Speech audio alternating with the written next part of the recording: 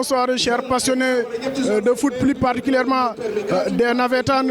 Bonsoir chers internautes, vous qui nous suivez un peu partout dans le monde entier.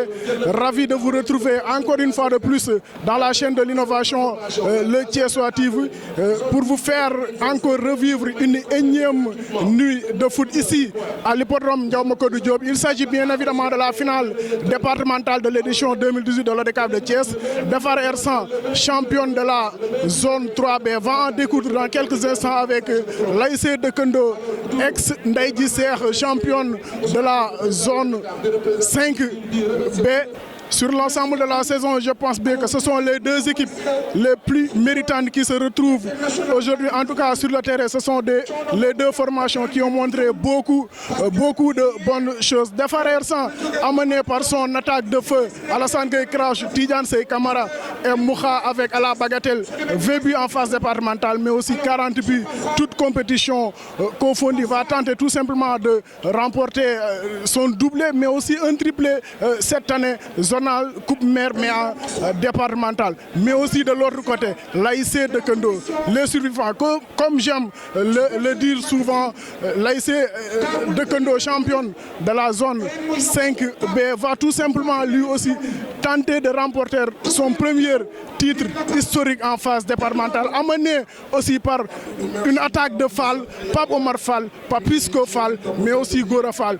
Mais à l'AIC de Kendo, c'est aussi une défense de fer avec un seul but encaissé tout au long de ces phases départementales. Bonsoir Pape Ndaw. Bonsoir Madické Cissé, di la jaajëfal bu baax a baax di jaajëfal yéen nga xam ne yéen ngi suivre le Thiessois TV depuis le début de ces phases navétanes. Est-ce qu'on va s'arrêter aujourd'hui ou pas? Je pense bien que loolu am na lu ñu leen dencal. Il faut qu'on fasse un sondage pour gars yi wax nag nañ continuer wala déet. Je pense bien que loolu dina ci am solo. Donc juste dire que wax nga ko léegi, c'est la meilleure attaque, R100 40 buts, et tout simplement la meilleure défense en phase départementale, c'est un seul but seulement encaissé par Dekendo.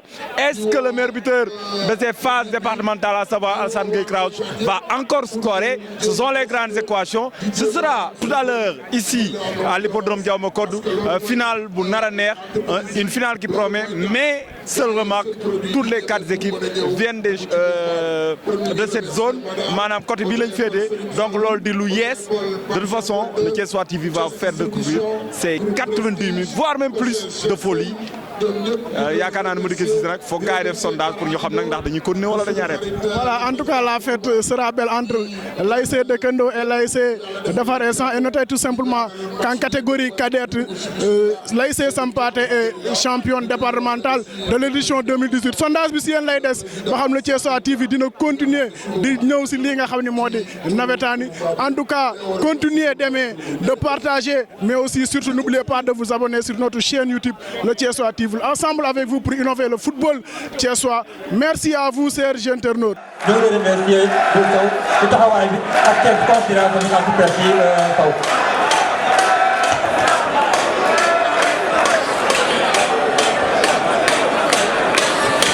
Voilà, merci. On toog ak Petit Ousmane nekk une figure emblématique du football thiessois. Kenn du ko nekkee fenn. Petit ban jàng nga am ci lii. Asalaamaaleykum Diouf ginnaaw bi ñu sant yàlla dina jorante bi ñuy sant ñu fi kaw ñëpp quoi. waaw pour mu wax nag ci final bi dina bett ci man trop quoi, parce que ñaari ASC yu yëpp samay ASC lañu quoi. waaw benn bi sama waa kër la dëkk, beneen bi sama soxna fa la dëkk, donc samay doom fa la juddoo, donc ñaari ASC yoo xam ne man dama leen porté dans mon cœur quoi. donc pour ma wax dina xaw ma ci trop mais li may wax daal mooy ñu jéego dans la sportivité et que le meilleur gagne. Sougou yow yaa géré.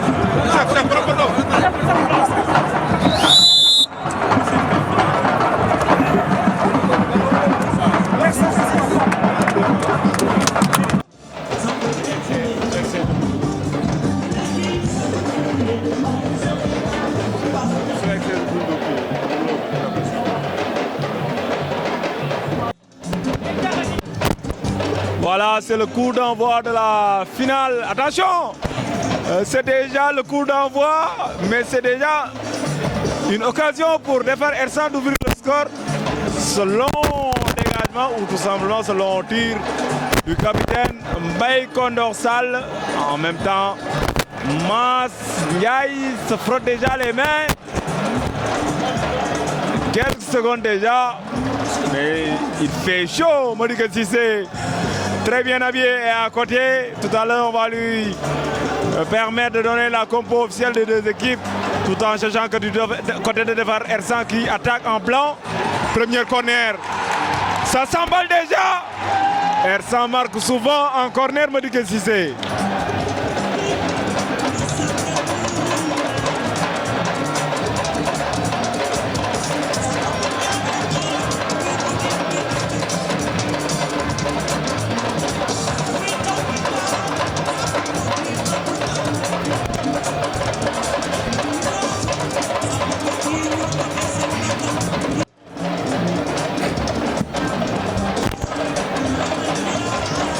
Voilà, bonsoir Pamdaw, bonsoir chers internautes le Thiessois TV amaan mbégte rek ñëwaat fii nga xam ne à l'hippodrome Ndiaw Macodou Diop di leen dëgmal li nga xam ne moo di navétane édition 2018 yi ngeen suivre ka maanaam lépp si chaîne bi. C'est sur corner que Crouch avait donné l'avantage face à Ngalam. Corner tiré par Mbaye Kondor mais renvoyé par la défense de Dekendo. Ersan qui commence bien son match au jeu signalé par Yoro, l'arbitre central. On va le suivre.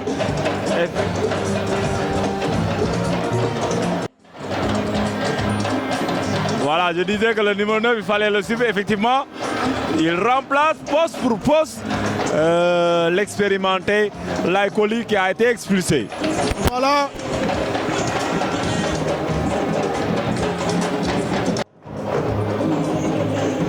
Voilà, c'est sur ce que je vais vous donner la composition des deux équipes. On le savait dès le départ que Mbaye Gaucher devrait concocter son 11 de départ sans Abdoulaye Koli et Sidi Diakhaté exclu lors du dernier match en demi-finale face à Ngalam.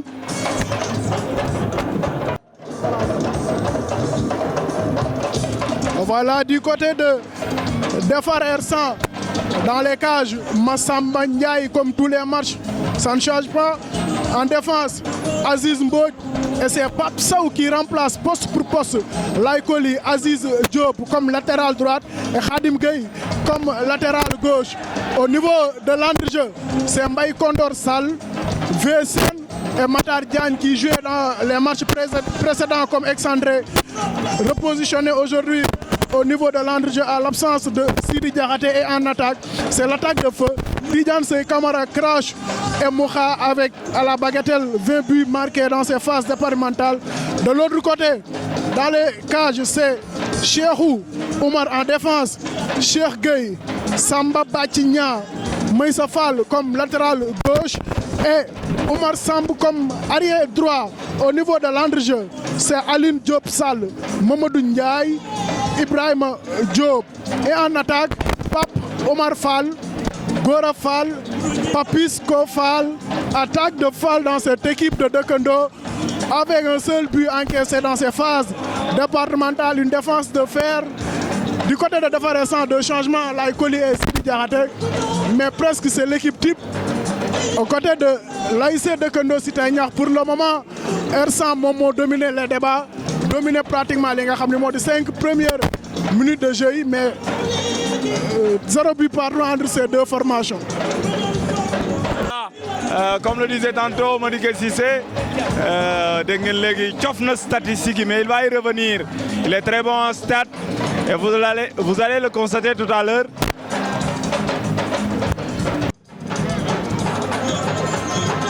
Voilà, donc Laye Koli et Sidi Diakhaté ont été remplacés, c'est normal. Dans l'ordre de départ, attention Tidiane Sey Kamara Modon. Long dégagement de Cheikh Oumar. Et on note que c'est Yorofal, l'arbitre central. Il est assisté de Victor. L'autre arbitre, on va essayer de l'identifier tout à l'heure. On me dit que c'est Pape Gueye. Donc mon assistant de bi. En ce moment, King Khamni, Alassane Gueye Crouch, il obtient le second corner. Toujours tiré par Mbaye Condor Sall. Est-ce qu'il va encore trouver Crouch? Voilà, bien tiré par Crouch, mais cette fois-ci non, c'est la défense de Dekendo qui se renvoie Mbaye Condor Sall pour une deuxième fois. Recorner pour Defar R100. Voilà, troisième corner de Defar R100. Bien tiré la tête de Crouch, non. Bien boxé par Cheikh Oumar. Tir de Aziz Mbodj sans conviction. Ballon qui sort en 5,50 m. Cette année, comme du bonheur, les phases régionales. Voilà, on joue les 10 premières minutes. Mars, bonsoir. Bonsoir, Pape. Bonsoir à tous les internautes de Thiessois TV. Donc, comme nous l'avons dit, tey ñu nekk fii pour suivre le match bi nga xamante ni moom mooy match final départemental. Qui se joue au niveau des champs de course. Voilà, je disais que mooy li ñu indi fi tey mooy match bi nga xamante ni moo opposé Dekendo bi nga xamante ni tey moo war a daje équipe R100 en finale départementale mu nekk affiche bu neex affiche boo xamante ni je pense que toute la région tout le département de Thiès ñu ngi koy xaar match bu neex affiche bu neex au vu des deux parcours ba nga xamante ni équipe yi def nañ ko ci phase départementale yi. Voilà, Mass seetaan nga ñaari équipe yi lu mu dee ñaari yoon ba ñetti yoon naam nag da ngay xaw a sori yenn saa ndax liggéey bi moo koy laaj mais tey ban jàngat ngay def ci minute yu njëkk yi parce que Dekendo entame bu baax la daan def entamer bien ces matchs mais aujourd'hui cela ne semble pas être pour l'instant le cas mais attention Pape Oumar Fall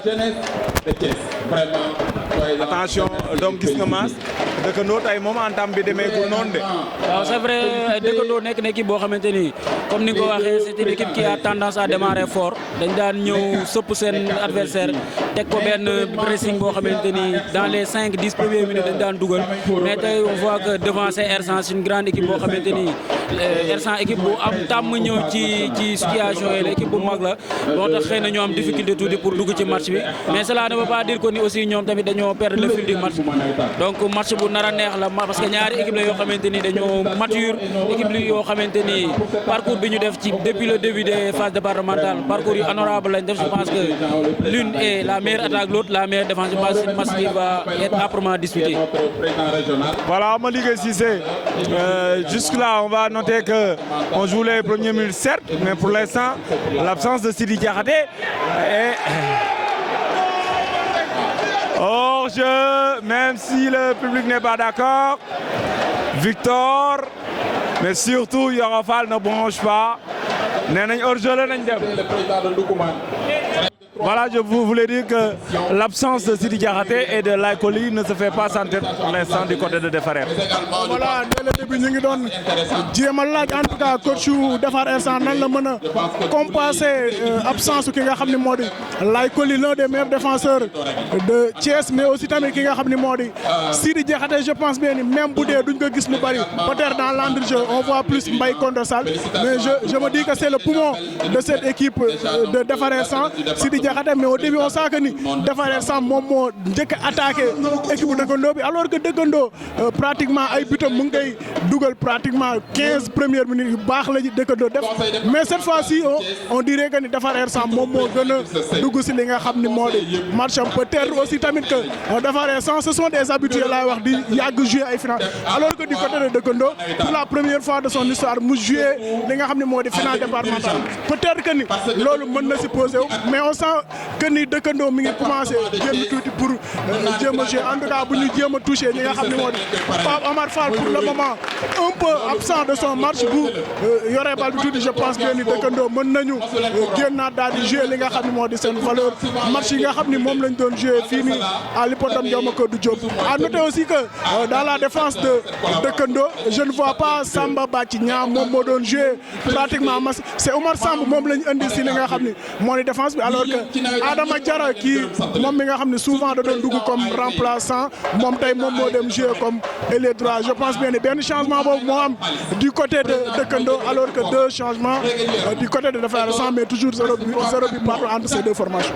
Effectivement, Samba Niang on l'a pas vu, est-ce que day compétir fenn balaa ñoo dem danañ ci daal di for dara.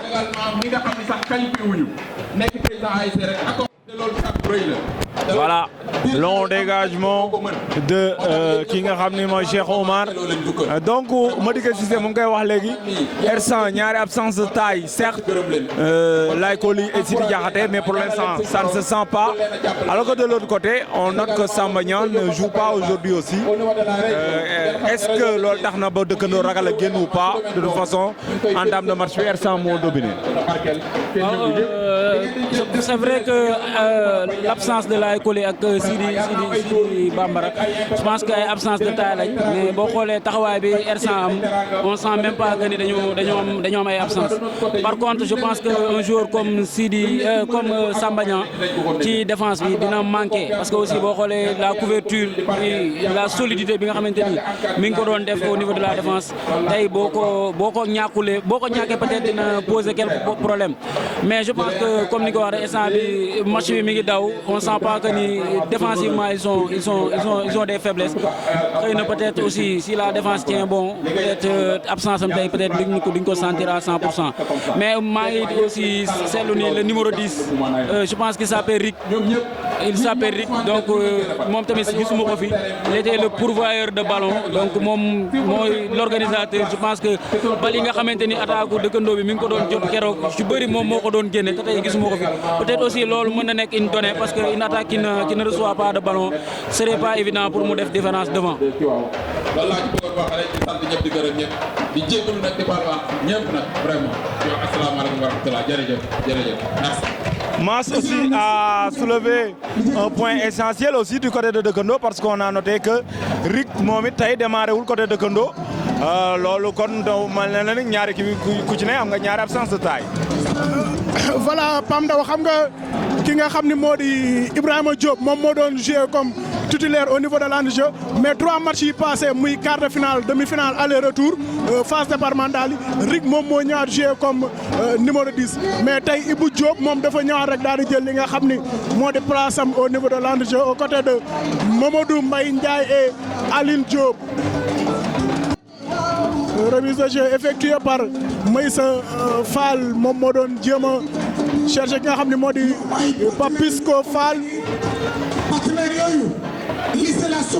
Maïssa Fall qui réplique derrière pour Mamadou Mbaye Ndiaye il est un joueur très technique lui aussi Mamadou Mbaye Ndiaye match yi nga xam ne en tout cas livré na ko fii yëpp Maïssa Fall moom moo doon jéem a jouer noonu mais malheureusement il perd le ballon au profit de Aziz Diop.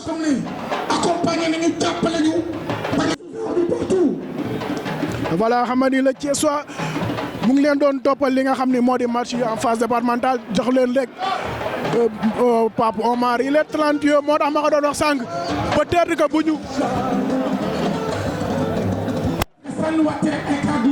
Voilà le Thiessois mu ngi leen doon toppal li nga xam ni moo di parcours ñaari équipe yi diggante Defar R100 ak Dëkkandoo rapidement ma jox leen parcours Defar R100 entre 32e R100.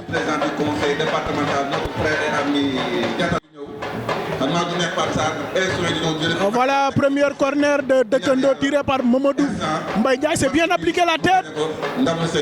Ne trouve pas le cadre renvoyé par VCN.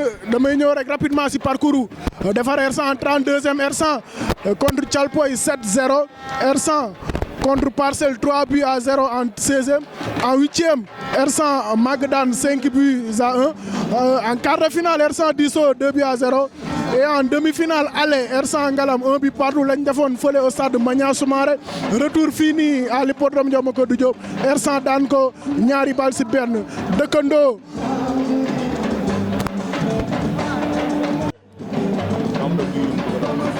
Voilà donc R100, c'est 6 matchs, 20 buts marqués, 3 encaissés en phase départementale, c'est 40 buts toutes compétitions confondues. Nous avons pris force équipe de Defar R100, je pense bien que c'est l'attaque parce que phase départementale c'est au minimum 3 buts par match. Effectivement, on suit pas Omar Fall qui essaie encore de nous régaler. Pour moi, je le disais, pour moi c'est le meilleur joueur de ces phases départementales. Si l'on sait que de l'autre côté, il y a le meilleur buteur de ces phases départementales, Alassane Kraus, qui a été d'ailleurs buteur hier avec le Thiès FC. Attention, lui aussi il est très bon. Aziz Boj, très jeune mais déjà pétri de talent. Voilà, donc toujours 0 but partout. Dëkkandoo tamit moom de lim dugal bëriwul waaye kenn du ko dugal ma digg Cissé. Voilà, xam nga Dëkkandoo.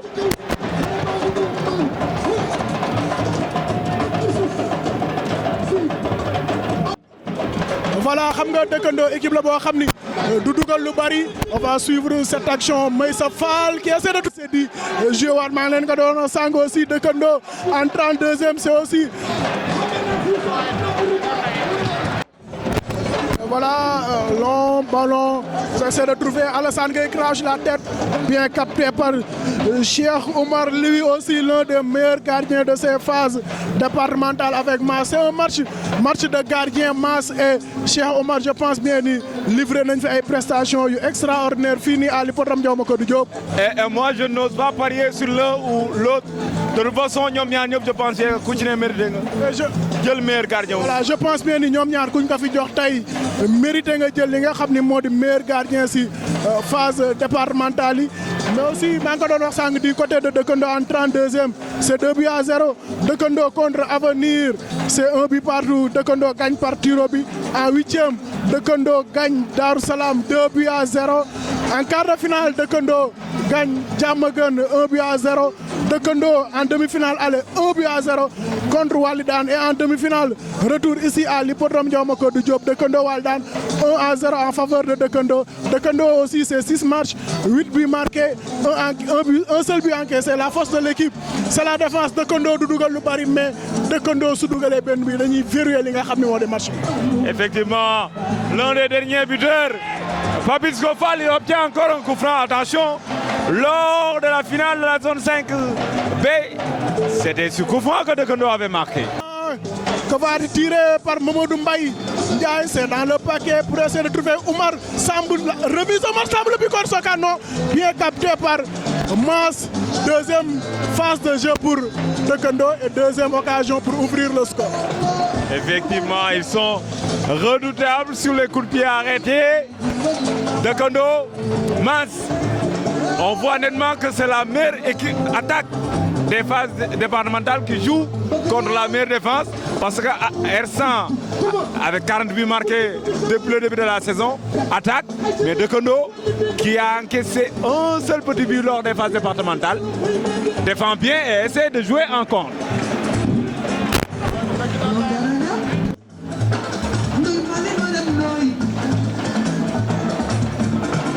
mooy attaque Ersan bi 40 bi c'est colossal ci nawetaan mais aussi devant aussi c'est solide avec un but encaissé ci phase départementale yi maintenant mu nekk match boo xamante ni ñaari force li nga xamante ni mooy force équipe bu Ersan bi mooy dugal donc équipe bu Dekendo bi daf koy contrer parce que ñoom défensivement ils sont solides. Donc comme ni ñu doon wax rek sànq défensivement l'équipe de Dekendo est très solide donc Ersan doit encore cravacher pour pouvoir marquer aujourd'hui. Maintenant je vais m'arrêter un peu sur Pape Omar Fall. Donc Pape Omar, on a senti que c'est un joueur très technique, très talentueux. On xamante ni depuis le début des phases départementales, il a étalé toute sa classe. Donc wane ni vraiment il a. Donc je disais que Pape Omar est un joueur qui a beaucoup montré son talent dans ces phases départementales. Il a étalé toute sa classe au niveau de l'efficacité. Donc à chaque fois que son équipe avait besoin il a décanté la situation. Donc logiquement, comme Nico Gaye gisee ñu bari, il devrait être le meilleur joueur pour Defar Ersan. Et nouvelle occasion de but pour Defar Ersan pour essayer de trouver Alassane Gueye crash, mais Cheikh Omar qui s'impose. Cheikh Omar très bon lui aussi durant toutes ces phases départementales. Cheikh Omar moom mi nga xam ne mi ngi joué fële à Wali dans un club civil. Cheikh Omar pour essayer de trouver Pape Omar, la tête de Pape Omar, c'est Papisco Fall moom moo doon jéem a joindre ki nga xam ne moo di Gora, mais c'est renvoyé par Aziz Mbodj, lui aussi tey orphelin de Lay Koli. Aziz Mbodj Mbaye Kondor Sall moom mooy jéem a joué noonu ak VCN. Très bon tacle de Adama Diarra.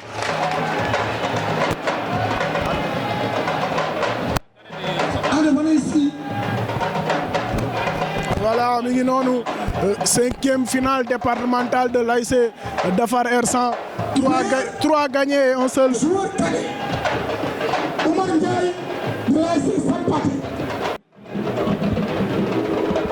Le président Bassirou a demandé. Voilà, Oumar Samb moom mooy jéem a relance noonu pour essayer de trouver la tête de Pape Omar renvoyé par Khadim Gueye et Mbaye Kondor Sall maa nga doon wax sànq.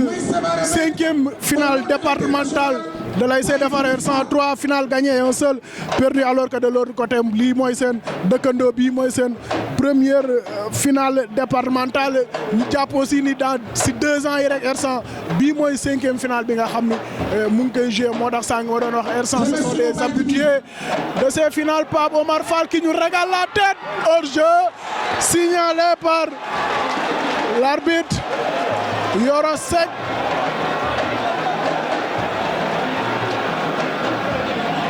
Ersan en 2 ans bii mooy 5e finale am, championne départementale en titre moom Defar Ersan, championne zonale, championne en coupe maire, mais aussi tamit tey mu ñëwaat di défendre am fii titre am, alors que de l'autre côté Dekendo bii mooy première finale am en phase départementale. Moura va essayer de déborder de l'autre côté et il est stoppé net par Traoré. Adama Diarra, ce sera un nouveau coup franc. Voilà, nouveau avant de revenir. ci li nga doon laaj je te laisse. Mbaye Kondor Sall boxé par Cheikh Omar, mais hors-jeu signalé par l'arbitre. Dernière défaite comme ça, on va juste dire que c'était en 2016 face à Mbambara effectivement. Donc ce qui veut dire tout simplement que dafay jéem a défendre li nga xam ne mooy trône, mais attention on va suivre. Il est très dangereux, toujours dangereux Pape Omar, parce que tout simplement techniquement il est très bon, mais je pense bien que aussi ça défend bien du côté de Khadim Gueye. naam Dabakh nekk fi waaye waa R100 jooy ñu ko trop.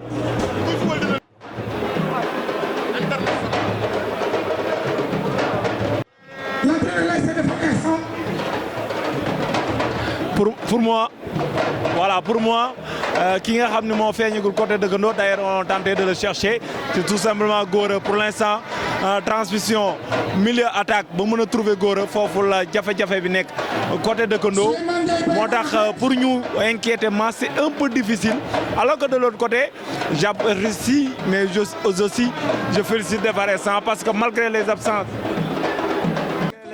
de Laye Coly et de Sidi Diakhaté, R100 a d'autres très bons joueurs pour continuer d'être performants.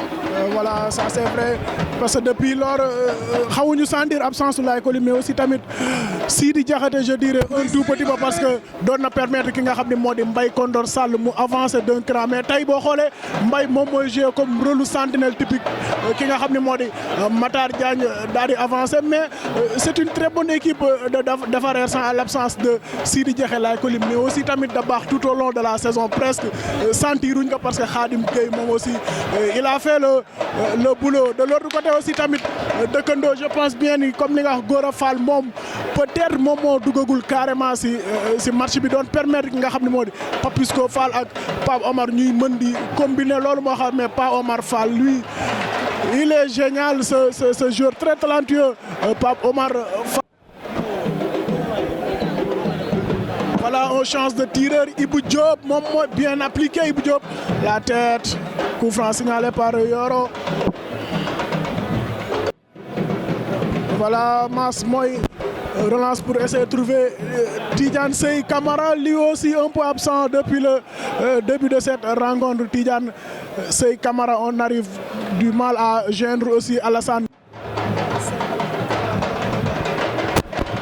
Voilà 40 minutes de jeu ici à l'hippodrome Ndiaw Macodou Diop entre Defar R100 et Dëkkandoo et notez tout simplement que 0 but partout entre ces deux équipes. Adama Diarra moom moo doon jéem a def relance noonu la tête de Khadim Gueye alors récupéré par Alassane Gueye Crash maa ngi ko doon wax léegi moom aussi peut-être un peu fatigué Alassane Gueye Crash moo tax ba léegi gisaguñ ko bu baax si peségul en tout cas si défense bi nga xam ne moo di Dëkkandoo. Merci au président du conseil départemental, M. Cissé, président. Alors représenté ici par Yankoba Diarra, accompagné d'une forte délégation. Longue balle de Pape Sow qui tente de chercher Alassane Gueye Crouch yaa ngi ko doon wax léegi mais bu ñu fàtte ne tamit démb rek dafa jouer à Thiès Football Club d'ailleurs mu dugal jouer 2 matchs en 2 jours c'est quasiment inhumain ce n'est pas pour rien que ñu attention non balle bi joueur R100 moo ko delloo si looloo tax arbitre bi mënut a siffler hors-jeu. Voilà hors-jeu mënuloon am foofu parce que joueur R100 moom moo indiwaat bal bi si li nga xam ni moo di zone am ça joue du côté de Defar R100 Tidiane Sey Camara moom moo wàccoon pour défendre touche en faveur de Defar R100. boobu passe adverse la woon moo tax mënu am meilleur gardien cadet moom lañ jox noonu mooy góolu cadet Darou Salam moom mooy meilleur gardien chez les cadets Diop moo doon essayer de jouer ak Papisco Fall qui a changé de côté. On va vers la mi-temps Mass ban jàngat d'abord ngay def ci première période bi parce que jusque là but amul mais n'empêche équipe bi ñu ngi jéem. C'est vrai Pape but amagul te équipe bi aussi ñu ngi jéem a dérouler seulement dafa jeu bi moo xaw a offensive bi da doon dem di compléter alors que fii dañoo sentir benn rupture le milieu ak l'attaque ce qui veut dire que ni dañuy am difficulté trop pour créer suñu nombre jege équipe bi nga xamante ni mooy défense R100 bi pour mën leen a inquiéter maintenant R100 aussi mi ngi jéem a dérouler mi ngi jéem a tenter mais ba tey aussi il manque un peu de tranchant parce que boo xoolee ci kaw Tidiane mi ngi ci couloir mi ngi def ay accélération mi ngi indi percussion mais des na tey des na ba tey lu doy lu mu war a indi loo xamante ni peut-être dina inquiéter défense su dëkkandoo bi donc je pense que daal match bu équilibré la mais benn équipe nekkagul jëlagul distance par rapport ak son adversaire pour jéem a xool nan lay génnee ci match bi dans l'ensemble.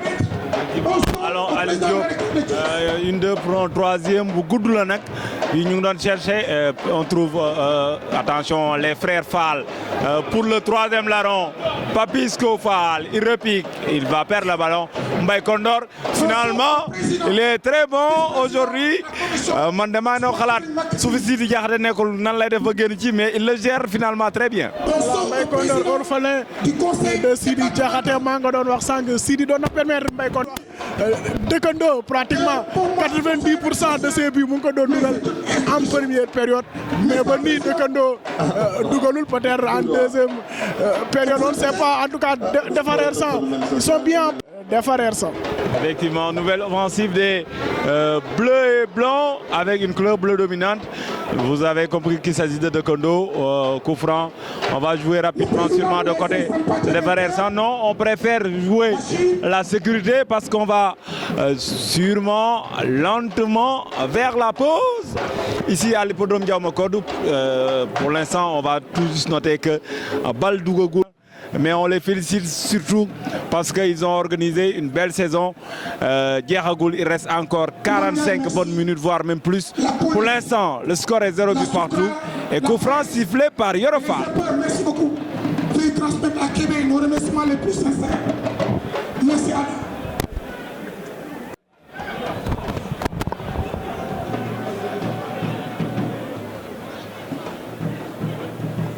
On joue les derniers instants de cette première période, la tête de Aziz Mbodj, Khadim Gueye moom mooy non c'est VCN je pense Tidiane Sey Camara moom moo dem daal di joué ji comme ailier gauche fële changé ak ki nga xam ne moo di Mouha Alassane Gueye crache il perd le ballon mais récupéré par Mbaye Kondor sale faute.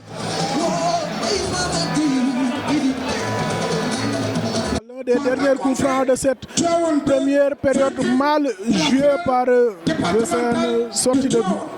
Première période entre Defarer San et Dekondo 0 but partout.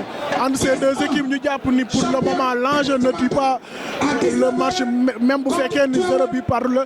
Certes il y a des occasions mais aussi beaucoup de fautes du côté de Dekondo. Ils sont très engagés maa nga doon wax sànq première finale départementale je pense que du ñu bàyyi noonu ki nga xam ne moo di Defarer San ñëw di ko jël. Voilà, on va essayer de revenir à la reprise. Donc vous allez tout juste noter que pour l'instant le score est de 0 but partout entre les deux formations. waaw xam nga tey bisu fête la jeunesse bi mooy feetu et dañu ci boole ci président Idriss Seck mi nga xam ne mooy président conseil départemental mais également tous les conseillers ñu boole ñu te loolu lu yàgg la ëpp na fukki at ba mu nekkee maire sax dañ ko doon parrain final départemental muy relation de confiance boo xam ni Thiès daf ko am ak président Idriss Seck jeunesse bi am ko ak président Idriss Seck man dama ñëw teewal ko fi tey vraiment pour renouveler donc jeunesse bi à toute la jeunesse de Thiès à l'ODCAV de Thiès wan leen ni président Idriss Seck mu ngi seen wet mu fàttewu leen mais également mu ngi leen di njukkal di leen sant di leen gërëm par rapport ak confiance bi nga xam ne moo am seen diggante moo xam du leen fàtte yàgg na jàppale Thiès dina continuer di leen jàppale mais également ëllëg ñu ngi ñaan suñu borom mu nekk en position de responsabilité pour gën a taxaw jeunesse ci Thiès gën a taxaw jeunesse ci Sénégal te defe naa Thiès la ci jiital. waa Stade Lat Dior incha allahu rabbi travaux yi dégg nañ ni ministre bi ñëw na fii fédération ñëw na fii et que mu ngi avancé. jàpp nañu ni ñun tamit suñu côté muy conseil départemental bi nga xam fa la stade bi dépendre dinañ organiser benn visite fan yi di ñëw mais également dinañ woote réunion ñun ak mouvement sportif bi yëpp muy waa ODCAV waa ORCAV les clubs civils ñëpp ñi nga xam ni dañu nekk ci football bi yàlla def ñu ci yëngu ñun ñëpp ñu daje waxtaan ci nan la ñuy gérer stade bi parce que ñun dañoo bëgg lépp loo xam ni génn na ci stade bi ci mbiru koppar ñu dugalaat ko ci jeunesse bi dugalaat ko ci sport bi ba tax na loolu ñu ngi ciy liggéey defe naa ne prochain jour yi dinañ ci am lu gën a leer dinañ ci visiter dinañ ci gën a waxtaan incha allah c'est moi qui vous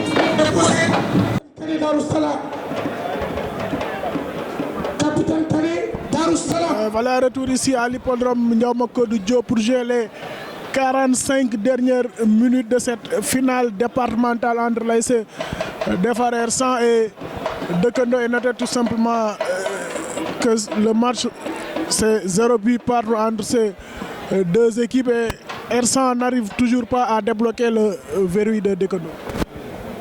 Voilà donc c'est la reprise ici à l'épreuve Ndiaouma Kodou donc ñu jàpp ne fi mu nekk nii nag il faut ñu xool ñaari équipe bi lan lañ indi ci ñaareelu pàcc bi. voilà Mamadou Mbaye Ndiaye moom mooy jéem a jouer noonu pour Papisco Fall. Est-ce qu'il va essayer de centrer? C'est renvoyé par Aziz Mbodj. Meissa Fall pour Papisco Fall. Est-ce qu'il va répliquer derrière? Oui. C'est une touche en faveur de Dekendo. Dekendo. Contrairement à la première période, cette fois-ci, Dekendo attaque mieux cette deuxième partie. Voilà, ils sont revenus avec de très bonnes intentions. Dekendo, Mas qui récupère le ballon. Il y a 5 première mi-temps. C'est vrai que ni Defar R100 moo dominé les débats, mais en deuxième période, peut-être que le coach a bien rectifié du côté de Dekendo. Et pour le moment, c'est Dekendo qui est en train de monopoliser un peu le ballon et ça joue du côté gauche. Mais ça fall, Momo donne essayer de trouver Mamadou Mbaye Ndiaye, mais c'est récupéré par Mbaye Condor Sall. Ça joue au niveau de l'entre-jeu. Mangodor Warsang, beaucoup de coups francs. C'est un match très disputé entre ces deux équipes.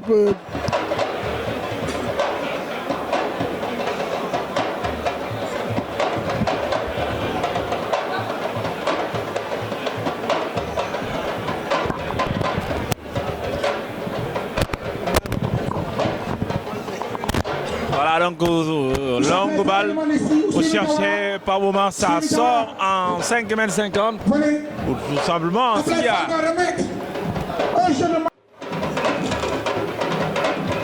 Voilà, je pense bien que Sang Yangadon Wakiri, Pape Omar Fall, l'un des meilleurs joueurs départementaux de cette saison. Mom lañ ko jox d'ailleurs meilleur joueur de ces phases départementales. Alassane Gueye Crash aussi meilleur buteur de ces phases départementales. Mais liñ doon wax sang muy ñaari gardien ki nga xam ne moo di Mass ak Cheikh Omar ba nii ñoom ña joxee guñu kan mooy meilleur gardien. Donc niñ ko doon xalaatee ñoom aussi noonu lañ ko doon xalaatee peut-être que xaar ki nga xam ne moom moo jël final bi ñoo jox ko meilleur gardien. Effectivement, nous ne sommes pas des experts, nous sommes juste bi nit amul fi du jox keneen meilleur joueur que moom, mais Alassane Gueye Crash meilleur buteur kenn moom du ci lam-lamee parce que ce sont les buts qui comptent et il en a mis 7 au total jusque-là en attendant 45 dernières minutes. Loolu tax mu daa terminé à la tête des meilleurs goleadors de la saison.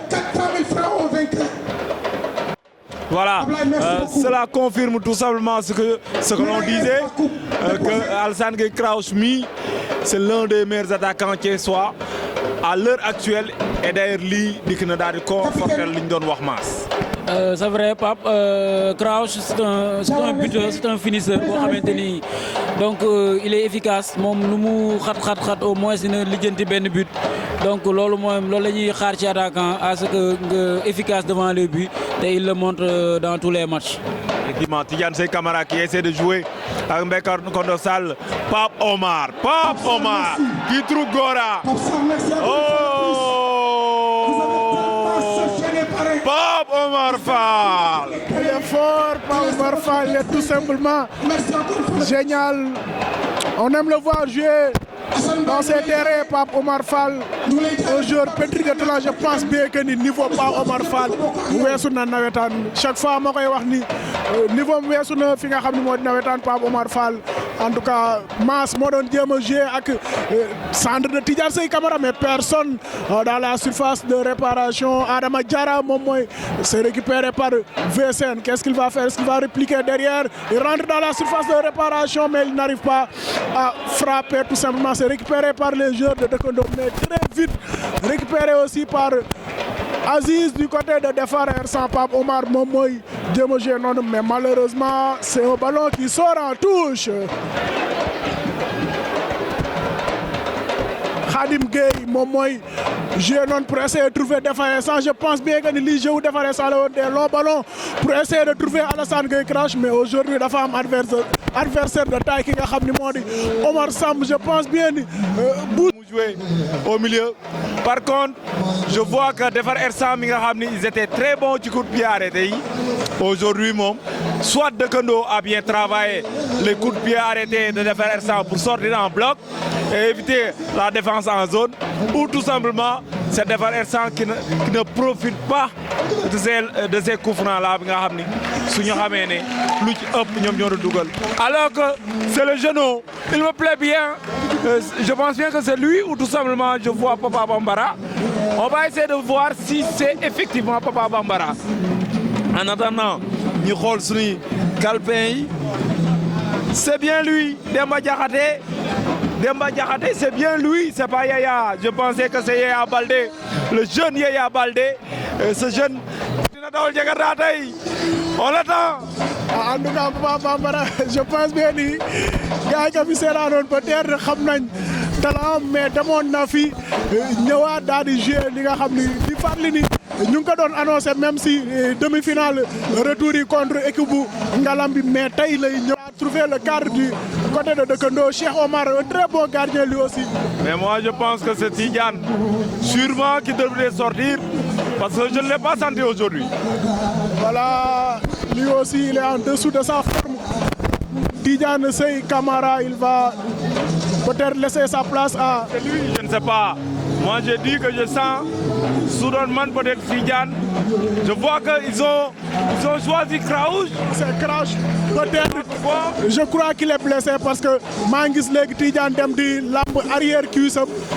Peut-être blessure Tidiane Sey Camara. ko doon wax sànq peut-être match bi mu def démb vraiment mënul ñëwaat répondre ci intensité bi en 90 minutes peut-être loolu moo tax ñu koy génne pour préserver ko.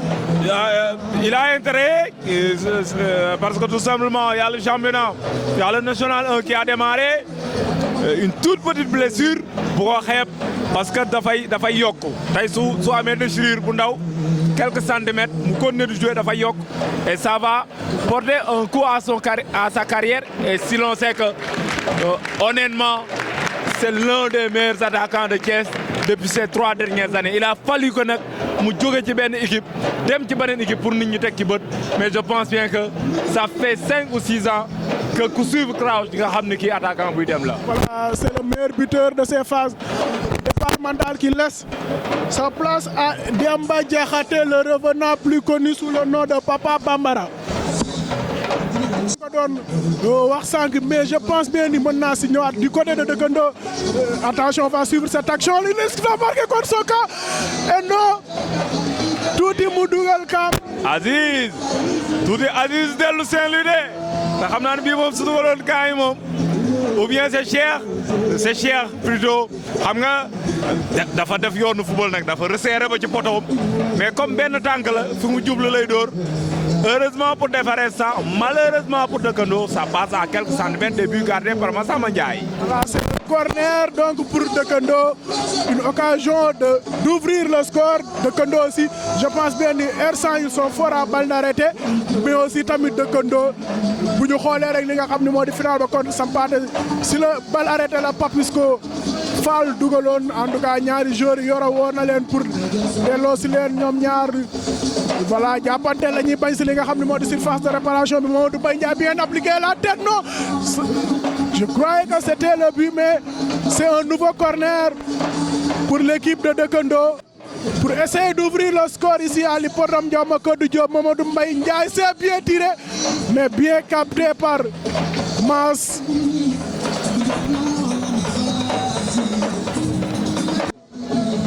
On joue les 30 dernières minutes entre... Attention, Pape Omar qui va essayer de jouer avec Gora. Gora Taïdikoul et il commet une faute.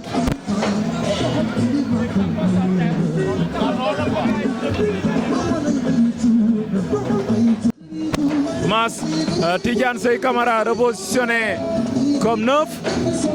Est-ce pour toi le bon choix ou tout simplement parce que Lolo finit? Bon, avant ça, je pense que Ersan, on a senti une reprise timide.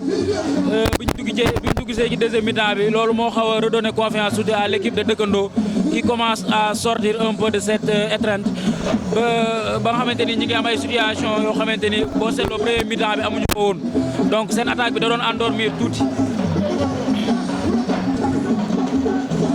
C'était un peu endormi en premier mi-temps mais ñi ngi commencé di installé wu ci camp R100 maintenant changement tactique bi nga xamante ni coach R100 bi def na ko jël Tidiane repositionné ko dans l'axe je pense que c'est un joueur qui doit être capable de le faire war na koo mën a jouer d'autant plus que dañuy wax léegi football moderne un joueur doit être capable de jouer sur toute la ligne donc attaquant war nga mën a jouer excentré gauche comme excentré droite wala jouer ci axe bi donc Tidiane ak vivacité bi mu am ak explosivité bi mu am war na mën a jouer dans l'axe ci en tant qu'attaquant pointe numéro 9.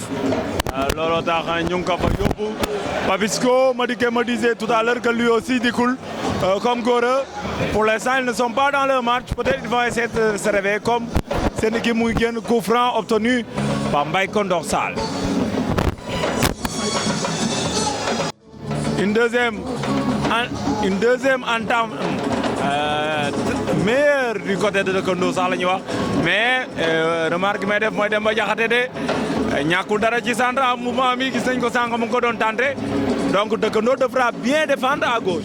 Voilà 60 minutes de jeu yi nga xam ni Kondo joué nañ ko Gora Fall et Papisco Fall ils sont un peu absents de leur match gis nañ fi. Voilà le premier fait un bon match aujourd'hui. Voilà repositionné au niveau de la sentinelle, il est en train de faire un excellent match. Mbaye Condor Sall et c'est le premier carton jaune du match du côté de Kondo. donc sànq joué nañ fi benn phase de jeu boo xam ni équipe bu defaree sang bi dafa taggoon tuuti au niveau de l'entrejeu milieu de terrain.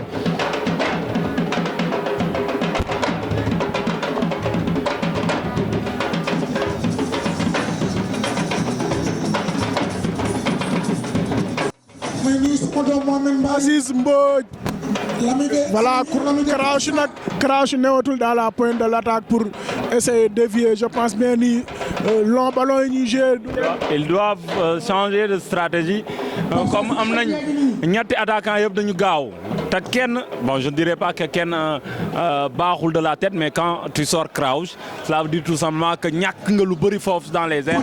Il faudra jouer sur le côté essayer de déborder peut-être le salut peut venir de là-bas côté de Faressa alors que du côté de Kondo si Gora ou Papisco kenn yëkkati niveau am tuuti jege tuuti niveau Pa Omar je pense bien que du ñàkk ne balaa ñoo ñibbi dinañu gis bit.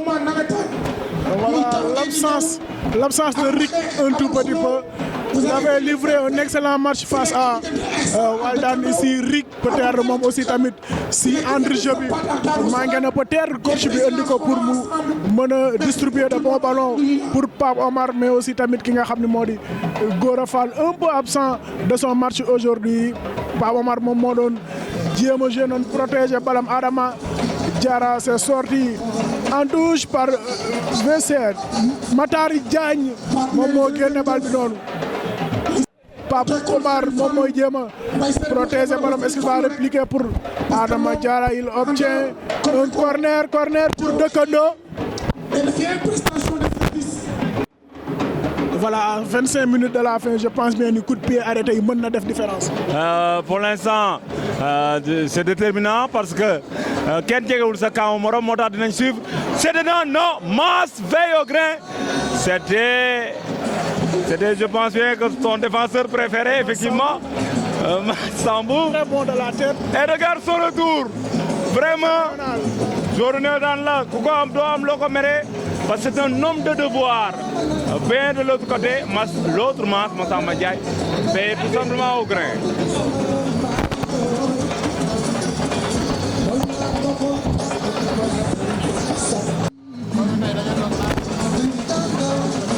Balle arrêtée aussi de l'autre côté. Khadim Gueye, je pense, Omar Samb, il va s'imposer dans ces balles aériennes. En tout cas, ils ont intérêt à changer un tout petit peu de tactique, essayer de jouer sur les côtés pour trouver peut-être le nouveau entrant. Bien, Tidiane Sey Kamara jouer sur leur vitesse, mais que dire de l'arrêt de Massamba. Massamba, je pense qu'il a énormément grandi. Massamba Gueye, c'est 10 clean sheets cette année, Massamba Gueye, mais aussi de l'autre côté aussi. Cheikh Omar c'est 5 clean sheets dans ces phases départementales yi moo tax ma doon wax sànq ba léegi duñ joxe meilleur gardien alors que avant match bi ces deux gardiens ils se proclamaient tout simplement le meilleur gardien de ces phases départementales en tout cas dinañ xaar ba match bi jeex pour xam kan lay doon si ñoom ñaar. waaw ñu koy joxe de kenn bëggul nekk à leur place parce que tout simplement l'un évolue du côté de dans la Ligue 2 sénégalaise nekkoon daaw ci national 1 bi daal di yéeg ànd ak équipe am de l'autre côté le gardien de Walidane Cheikh Oumar benn but rek la encaissé ci phase départementale yi alors que Mass, si je ne me trompe, a encaissé un but contre Galam, un autre contre Galam et aussi un autre contre Magdan, ce qui lui fait 3. Donc dinañ suivre kan si ñoom ñaar mooy jël meilleur gardien mais loo ci mënta dégg ñaari góor ñu mag la ñoom ñaar ñi ku ci ne mérité nga jël meilleur gardien. waaw c'est vrai que ñoom ñaar ñëpp def nañ ay prestations yu baax yoo xamante ni ils ont rassuré ils ont sécurisé derrière je pense que comme ni nga ko waxee rek ku ci nekk mérité nga ñu jox le titre meilleur gardien départemental bi waaye nag je pense que comme fii mu toll nii je pense que le vainqueur de ce match serait probablement le meilleur gardien parce que normalement c'est le seul moyen pour les départager sinon bu ñu xoolee li nga xamante ni moom lañ encaissé je pense que c'est l'équipe le gardien de Dëkkandoo qui a encaissé moins de buts donc voilà un seul but donc ko jëlee ci statistique boobu moom la ñuy jox titre meilleur gardien mais donc voilà mooy que Dëkkandoo moom li muy dugal bëriwul moo tax ñoom gis nga ma 0-0 bi sax dérangé gu leen parce que habituellement c'est une équipe qui marque un but et qui gagne parce que day dugal benn daal di cannassé par contre defar R100 mi nga xam ne dafa tàmm di dugal hormis contre Galam nga xam ne dafa dugal ci dernière minute bi c'est une équipe qui marque jusque-là 3 buts voire 4 buts et d'ailleurs lors de la demi-finale retour ils ont mis 2 buts c'était avant ñuy egg ci 60e minute donc jouer donc 70 minutes sans marquer pour l'une ou pour l'autre cela peut être inquiétant pour R100 mais pas pour Dëkkandoo alors qu'au même moment Rick va entrer. Voilà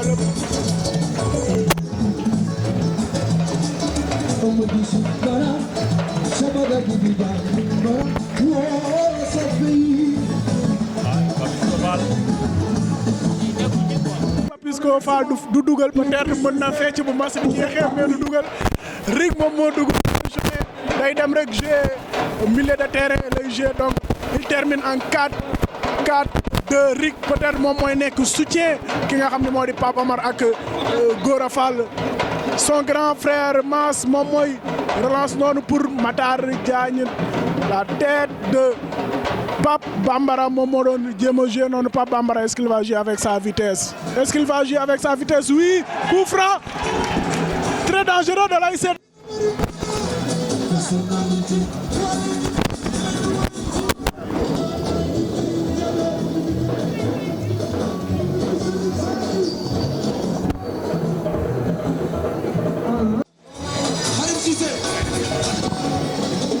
Voilà Khadim Gueye pour exécuter ce corner bien tiré coupé en première poteau Khadim Gueye moom moo récupéré waat bal bi noonu il joue en chandelle la tête de Oumar Sam très important dans les ballons aériens coup franc en faveur de Dëkkandoo 10 minutes à jouer dans cette finale et toujours R100 peut-être tàmm nañ dugal moment bi buñ dugalul pression bi si ñoom lay ëppee Dëkkandoo dañuy jouer à l'aise.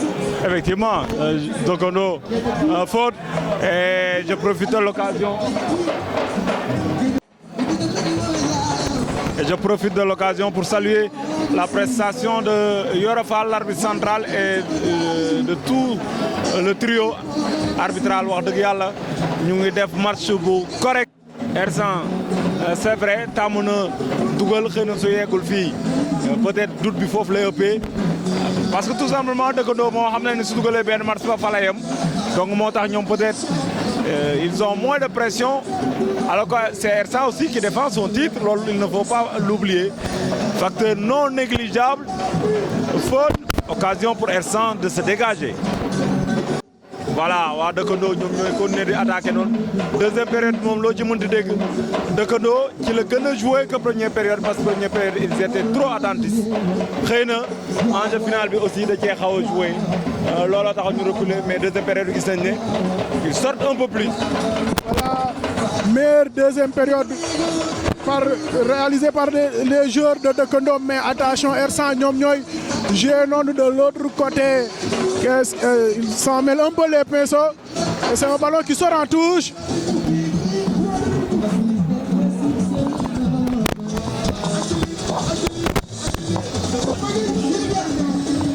Voilà, c'est une deuxième période très intéressante réalisée par les joueurs de Dekendo. En tout cas, première période, ils étaient un peu timorés, mais avec un peu d'organisation, ils ont monopolisé le ballon. Et Rick, d'ailleurs, moi, je pour Modou Mbaye Ndiaye, mais c'est une faute bénéficiée par le milieu de terrain, rapidement joué, mais l'arbitre Bioro Nenoko Balbi Tahaoul. Mamadou Mbaye Ndiaye lui aussi très intéressant. Deuxième changement du côté de Defar Ersan.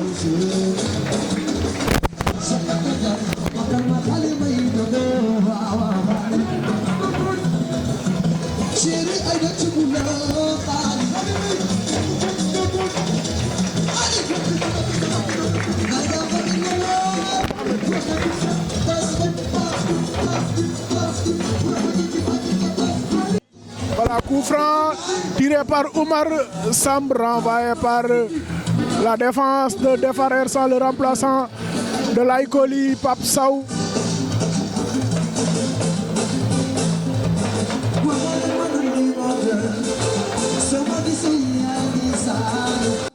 C'est aussi un deuxième changement effectué par Abdou Diop, l'entraîneur de Defar Ersan.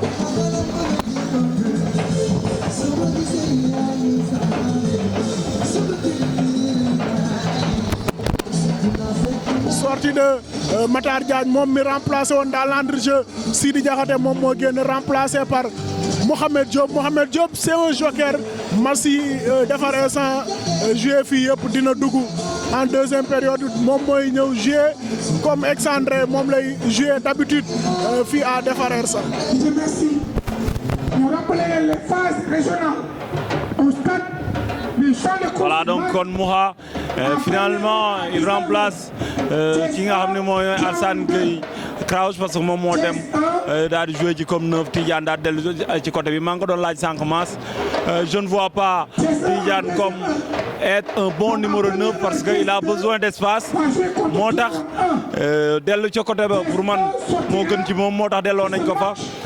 Finalement Ersan va essayer de jouer sur les côtés, mais pour l'instant c'est difficile parce que milieu terrain bi nga xam ne Dekendo ñàkkoon na ko ci première période bi, Dekendo jël na ko ci deuxième période, mais aussi l'entrée de Rick leur fait du bien parce que techniquement il est très bon. Mouha de l'autre côté, Tidiane plutôt, il essaie de jouer avec Pape Bambara. ñu xool, il va essayer pomper na ko, loolu xale yi di wax pomper na ko, c'est un peu trop, oui, malheureusement ça sort.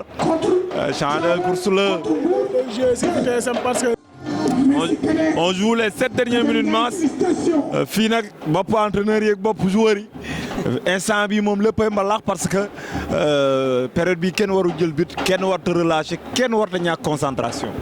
C'est vrai Pape, moment bi moom moment bu crucial la parce que l'enjeu day présent ba nga xamante ni benn entraîneur du jël risque. Si nekk da ngay dem ak retenue, dem ak calcul, parce que c'est des moments yoo xamante ni moindre faille, moindre erreur mën na la conduire à l'irréparable. Donc je pense que c'est moment yoo xamante ni même les joueurs aussi c'est des consignes qu'ils reçoivent. Comme ni ma ko waxee sànq dafa commencé endormir, boo xoolee sax équipe yi rythme bi ñu doon daw mi ngi affaiblir de plus en plus. Donc yaakaar naa ne daal bu football wanewul ay mbiram, boo deful nànk daal match bi série la gën a jege que but am ci biir match bi.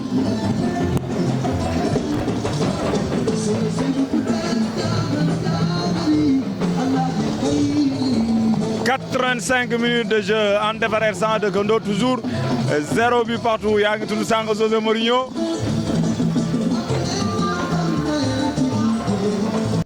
Man sama xel dem ci 5 yi man c'est sûr de tey xam nga joueur yi moom dañuy jaxase joueur yi moom. À noter que Alassane Gueye crache et sur le banc, corner bien tiré, mais la défense, Cheikh Omar qui se reprend et qui capte le ballon. Mango doon wax sànq Alassane Gueye crache très précieux dans ces ballons aériens. Je pense bien ni moo leen di manqué si 30 minutes yi nga xam ni joué nañ parce que depuis lors li ma fi seetaan lépp amul benn bal aérien boo xam ni attaque Defar R100 gagné nañ ko si défense su dëkkandoo bi à noter Oumar Samb lui très bon dans ces ballons aériens.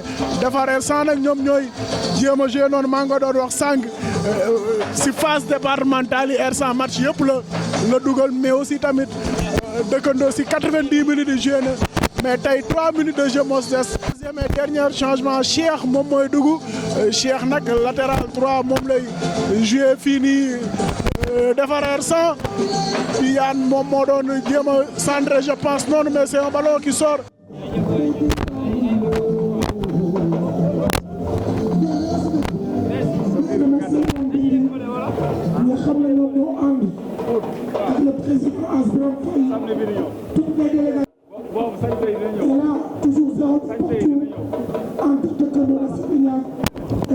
Voilà, Cheikh Omar moom mooy dégagé noonu doon jéem a trouver Pape Omar Fall mais c'est un ballon qui sort en touche en faveur de.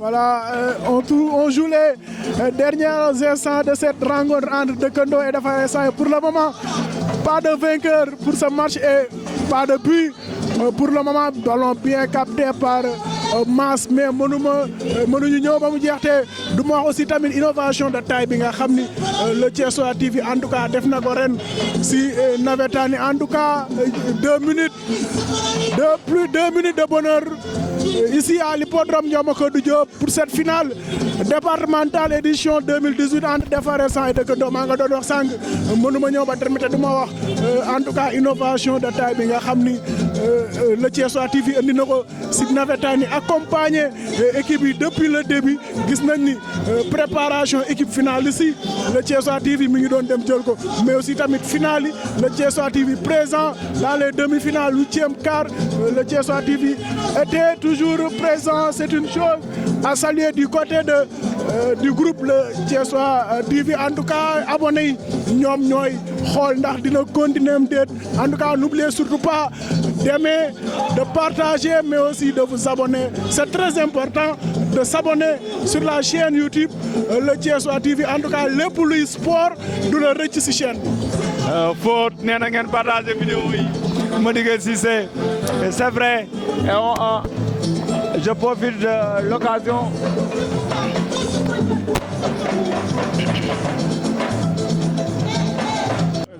effectivement nous remercions ñëpp ñi nga xam ni tout au long de la saison yéen a ñu doon suivre ñi abonné ak ñi abonné wul te bëgg ko mais aussi ñi yor wàllum technique bi soit Moussa Ba Ndiambe Diop Ablaye Anne ñoom ñi nga xam ne ñooy travailler dans l'ombre ñoom ñooy tax ba ngeen gis ñu Defar R100 ñaari trophée la jël benn bi coupe du maire la woon contre Africa mu gagné sur le terrain 3-1 cette fois-ci mu gagné ki nga xam ne moom mooy Diso tiro bi cette fois-ci encore mu ñëwaat tiro bi donc on va suivre est-ce que Dëkkandoo va gagner déjà ñaareelu kubam ci saison bi fekk si Defar R100 wala Defar R100 dafay def li nga xam ne mooy ñetteelu trophée je pense yenn excuse dinañu am li nga xam ne mooy tiro yi bi.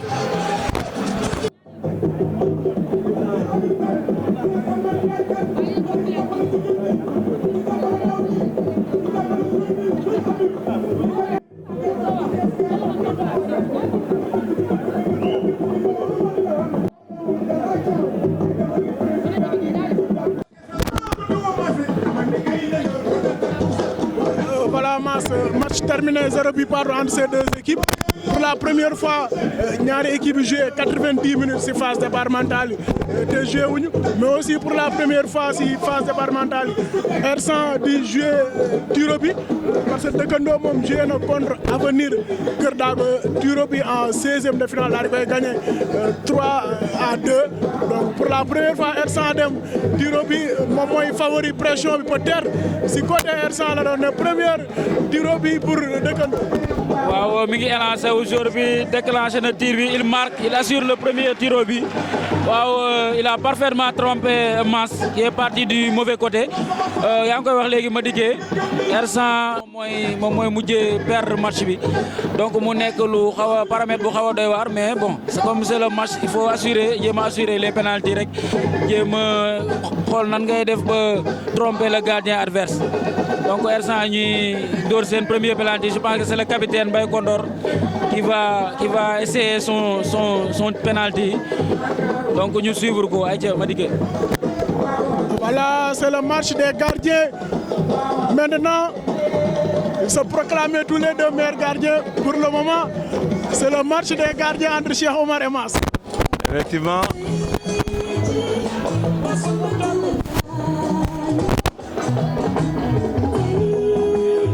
Des gardiens entre Mass et Cheikh Omar, on suit ce penalty. Mbaye Kondor Sall moom mooy jéem a tiré première penalty wu defar R100 pour jéem a dëkkandoo ki men Cheikh Gueye moom moo dugal léegi penalty wu dëkkandoo Mbaye 1 2 3 il tire et il marque poto rentrant bien tiré par Mbaye Kondor Sall.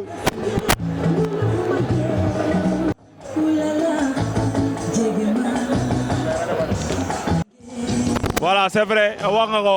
Match des gardiens, je pense bien que le meilleur gardien peut-être ce sera déterminant, mais regardez ce public venu très nombreux, mais aussi nous jouons final bi Jam ak Salam, un public très fair play. Merci Thiès, c'est Thiès qui gagne. Deuxième penalty pour Dëkkandoo Mass. Deuxième penalty de Dëkkandoo, c'est Maïssa Fall qui s'en charge, le latéral gauche de l'ASC Dëkkandoo. Donc c'est le deuxième tir de Dëkkandoo, Maïssa Fall qui s'élance, un pas, deux pas, trois pas, quatre. Il s'élance devant Mass. Donc il enchaîne, très belle contre-pied, il trompe littéralement Mass qui encore cette fois part de l'autre côté. Donc le joueur de Dëkkandoo qui a assuré son deuxième essai.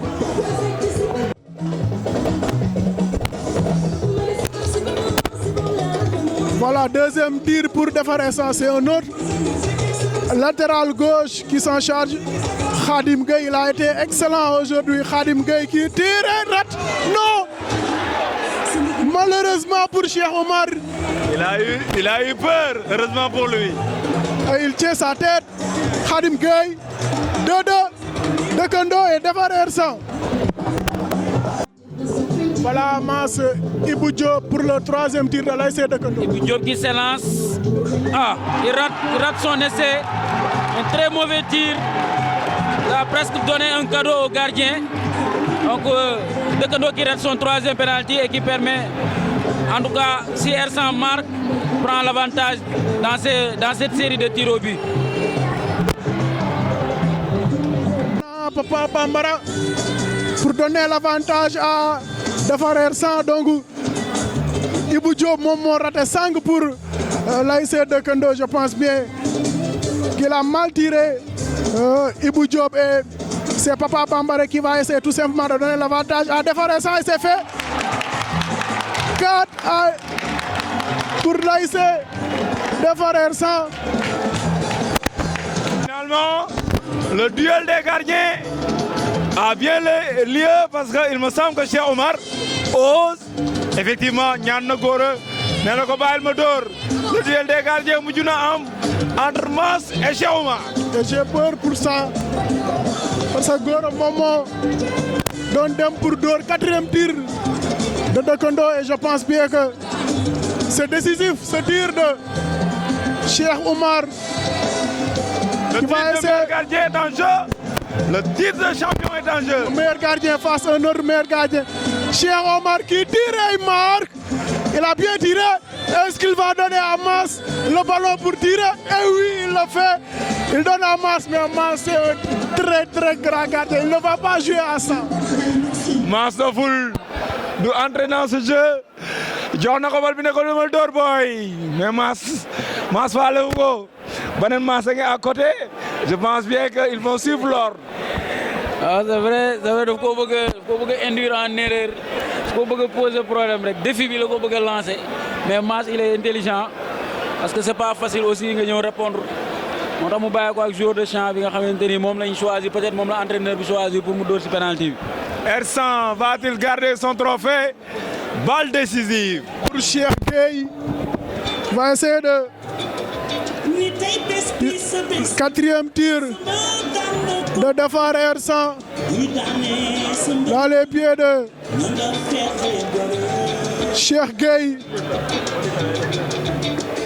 Cheikh Gueye rentré en seconde période dans les 5 dernières minutes de jeu.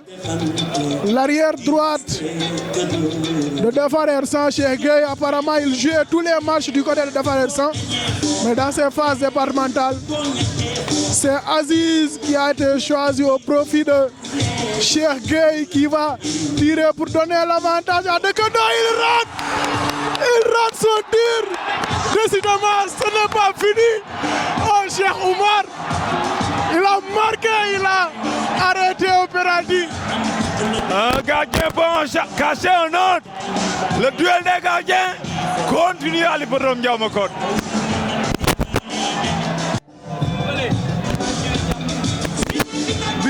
Voilà le 5e tir de Dekendo par Oumar Sambou. Il marque. Pression maximale du côté de Dafar Ersan, le prochain tireur. Oh là là, Dekendo. Cheikh Oumar va-t-il être le héros du soir ou tout simplement le héros qui va succéder à Pape Oumar Fall? Parce que jusque-là, Pape Oumar moo yéen woon équipe bi tey nag Cheikh Oumar est-ce que moom mooy doon le meilleur gardien départemental?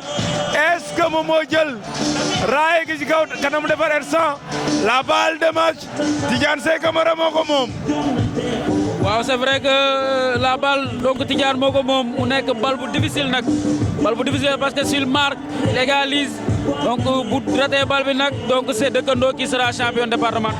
Voilà, raté gagné ñemewu ma ko. Tidiane Seye Camara pour égaliser ou tout simplement donner la victoire à Dekendo. Il marque le gosse avec sang-froid, il marque pour égaliser. Série noire entre ces deux équipes. Dekendo et Dafar Ersan, décidément ce n'est pas encore fini.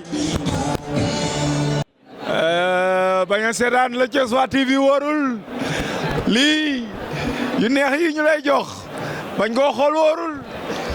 En tout cas fii rek nga ko mën a am c'est Mamadou Mbaye Ndiaye defe naa moom mooy door noonu 6e penalty. Il tire, il rate. Il n'était pas concentré. Regardez les images. Il n'était pas concentré. Trop de laxisme. Il a bien tiré, mais la barre était là.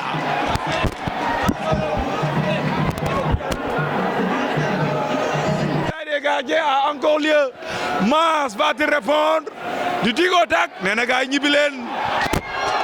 Mass, est-ce qu'il va donner encore une fois cette coupe à Dafar Ersan? Le doublé peut-être pour Dafar Ersan. Mass qui tire et qui rate. Cheikh Oumar. Ça continue le duel des gardiens entre Cheikh Oumar et Mass. Il avait lancé le défi. Moi je vote Cheikh Oumar parce que tout simplement ñaari dugal gagné la génne en plus mu génne bu Mass. Moi je vote Cheikh Oumar. Je n'ose pas le dire mais en tout cas li ñu gis nii Cheikh Oumar il est parti pour être le meilleur gardien de ces phases départementales. En tout cas Mass a un peu libéré le public, il a jubilé avant les faits. Donc Cheikh Oumar à coup sûr il sera le meilleur gardien, d'autant plus qu'il a arrêté deux pénaltys qui s'il réussissait à franchir les buts, son équipe allait perdre la finale. C'est une finale qui va se jouer au bout de la nuit. Le suspense est encore là. Adama mooy door pour jéem a jox avantage Dekendo ou tout simplement raté. Ersan amaat beneen dugal gagné. C'est Adama Diarra, le latéral droite. Je pense bien c'est sa première titularisation. Adama Diarra du côté de l'ASC. Surtout moo daan dugg comme 12e homme. Voilà Adama Diarra, Mass Adama Diarra moom mooy door. Wow, Adama Diarra mi ngi élancé wu donc il se dirige vers le ballon, il tire et le ballon s'envole dans les nuages de l'hippodrome Ndiaw-Macodou. Le ballon s'envole dans les nuages de l'hippodrome Ndiaouma Codou. Aziz Mbodj, nouvelle chance pour démarrer Ersan. Est-ce que Cheikh Omar va être encore le héros ou tout simplement Aziz Mbodj, héros du soir? Deuxième chance pour Defar Ersan. Aziz Mbodj pour donner... Qu'est-ce qu'il nous fait là, Aziz Mbodj? Voilà, deuxième chance pour Defar Ersan, Aziz Mbodj, qui va tout simplement tenter de donner à Defar Ersan la coupe départementale édition 2018. Aziz Mbodj qui tire et qui rate. Qu'est-ce qu'il nous fait là, Aziz Mbodj? Deuxième chance, raté. Final B. Et l'année dernière, en départemental, c'était comme ça. C'était 5 pénaltys ratés par Dekendo, 5 pénaltys ratés par Defar Ersan.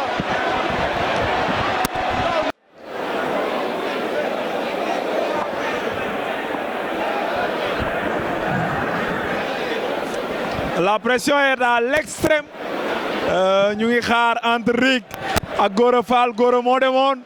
C'était une fausse piste parce que finalement Rick mooy door. Pression quand tu nous tiens. Pression, pression. Est-ce que Dekendo day jël le large ou encore ils vont rater?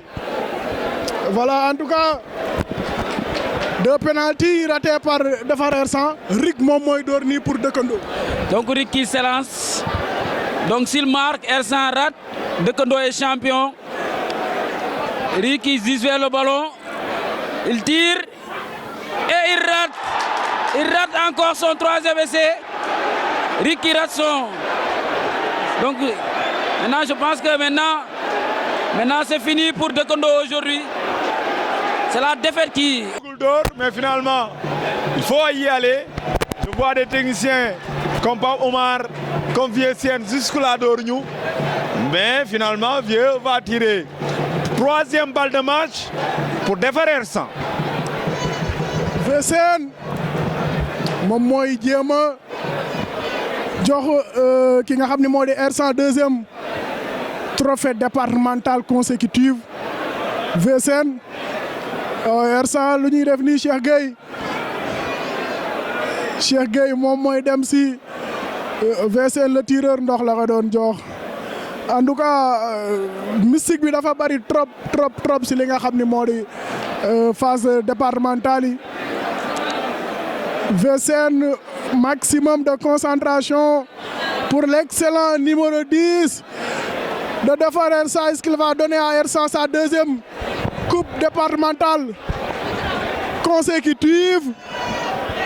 Et il se concentre, il tire ou bien Cheikh Omar va créer l'exploit, il tire, il marque, c'est terminé. Ersan qui remporte cette finale au bout de la nuit, au bout du suspense. Ersan est champion départemental de l'édition 2018 de l'ODCAV de Thiès.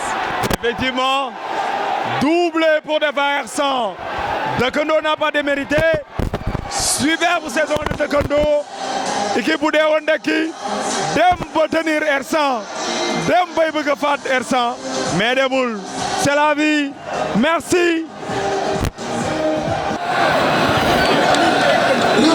Voilà, vous l'avez compris, Ersan, champion départemental pour la 2e année consécutive. Ersan aussi, c'est un triplé historique. Ersan champion zonal, champion en coupe mère, mais aussi champion départemental. Coach, ça a été difficile, météo au début, mais finalement Ersan, au bout de la nuit, parti Robi, mu gagné l'équipe de Dekendo. Effectivement, comme nous l'avons dit, météo notre trop, mais les sant yàlla ci match bi nga xam ne def nañ ko quoi.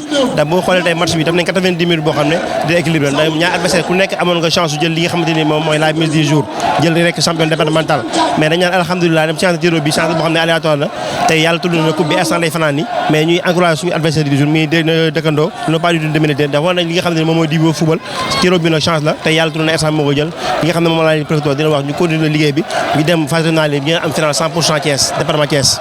Je pense bien que Dekendo démérité wul li nga xam ne moo di tey ji muy premier match boo xam ne ñaari équipe yi dugaluñu aussi ku nekk am na sa première période yaa nga doon wax Ersan première période bi moo ko moomoon mais aussi Dekendo moom moo moomoon li nga xam ne deuxième période mais aussi tey dañu jàpp ni Alassane Gueye Crash tey il n'était pas au-dessus de sa forme mais aussi tamit Tidiane Seye Camara en attaque si la li nga xam ne moo di dafa récent xaw a pêché un tout petit peu même si bu fekkee sentiruñu absence ki nga xam ne moo di Laye Coly ak Sidi Diakhaté bien compensé au niveau de l'entre-jeu métti woon na mais dafa récent lan mooy secret bi Abdou Diop. waaw effectivement comme ni nga wax yow dafa naa am nga lecture match bi métti woon na trop mais tey boo xoolee joueurs yi ñëw nañ ak envie mooy ñu jéem a surpassé wu bien vrai am na ay manquement mais tey ku contrôle ki nga xam ne du sentir loolu ndax tey joueurs yi surpassé wu nañ pour jéem a compléter effort boobu ba mu njëkk te mooy adversaire bi nga xam ne des jours moom mooy dëkkandoo parce que dëkkandoo boo xoolee am na force boo xam ne par rapport ak fa attaque boo xam ne dafa à tout moment mën a def différence bi mais tey jéem nañ ko gérer ba dem 90 minutes ci bi xëy yaakaar naa match bi dañ ko dëgg bien vrai ni wax suñu attaquant Alassane dafa ñëw sur blessure dem dafa def 90 minutes ak Thiès FC tey mu blessé à l'auteur ñu noppal ko def ko repos ñu wàll xëy na handicapé nañ tuuti mais nag jéem nañ ko gérer ba dem tiro bi yàlla turoon na tey fi ko jëlee par chance de tiro bi waaw instant bi waaw suñu objectif mooy jël lépp ci wàññi waaw sérieux li nga xam ne mosu am Thiès lañ bëggoon def ko te incha allah dinañ delluwaat dès demain ci liggéey bi préparer suñu match de mardi pour mu nga xam ne défendre département Thiès dignement pour dem jouer ji final li nga xam ne moom régional te rapporteur mi jox ko waa R100 jox ko waa Thiès yëpp.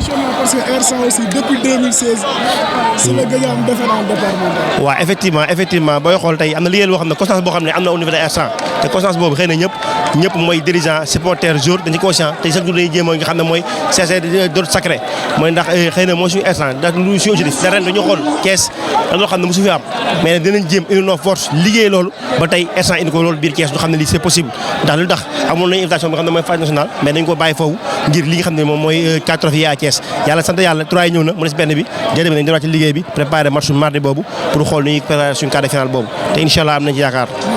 merci. voilà yéen a dégg li nga xam ni moom la Abdou Diop wax je pense bien ni pour l'instant objectif fu defarer sans mooy quadruplé jël li nga xam ne moo di zonal coupe maire départementale mais aussi régional mais aussi tamit ñaari joueurs yi nga xam ne ñoo sekk Pape Ndaw sama côté Pape Omar Fall l'un des meilleurs joueurs de cette région de Thiès mais aussi tamit Alassane Gueye Crash l'un des meilleurs attaquants de le meilleur buteur de ces phases départementales avec cette réalisation Pape Ndaw. Je suis entouré de Ndanane tout simplement.